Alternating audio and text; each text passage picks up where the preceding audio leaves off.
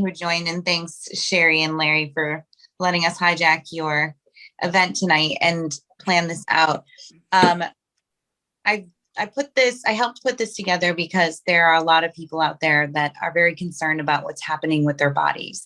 And I'm here representing the women of the universe, the moms, and the people that have trouble understanding what might be going on here. And listening to you guys has been absolutely incredible. And it's taught me a lot of things. And I think it's going to teach a lot of people a lot of things too.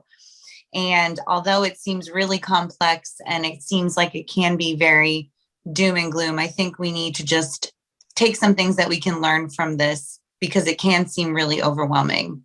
And that's that we just need to pay attention and we need to listen. We have to recognize the fact that information is not getting to us because it's being censored, that people on this call are being silenced. You've never heard of these theories before because they haven't let you hear of these theories before. And we have to recognize the fact that we need to not only listen to each other, but we need to listen to our bodies. And just because it doesn't sound like it makes sense doesn't mean that it doesn't make sense. And so I encourage everybody that, as crazy or outlandish as some of these ideas may sound, look into them, because they're coming from a very, very deep place of tons of research, incredibly brilliant people. They're not coming out of nowhere. So don't be afraid. Take this as an opportunity to learn and start researching. And if you need resources for that, at the MAM website, any of the websites of any of the people on the call here today. There is something happening with women, and there is something happening with other people who have not gotten any of these shots. And you can see some of the testimonials that I've been receiving and that people on our social media sites have been receiving at covidvaccinereactions.com. They're collecting them. We're going to continue to collect them. I think at the end of the day, we need to make sure that we're paying attention, that we're communicating, that we're staying together, and that we're staying positive, because this is going to be something that we're going to have to fight. And it starts with the vaccine passport.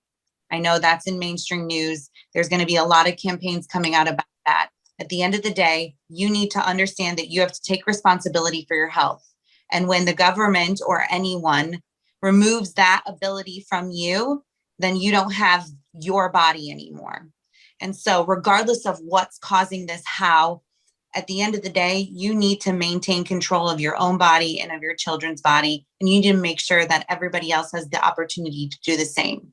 So at the end of this, if there's one takeaway that you have, it's that there's a lot we don't know, and there's a lot we need to learn, and there's a lot that can be happening, but we do have ownership of some things. We may not be able to control everything, but we can continue to fight to make sure that we still maintain control of the things that we can control.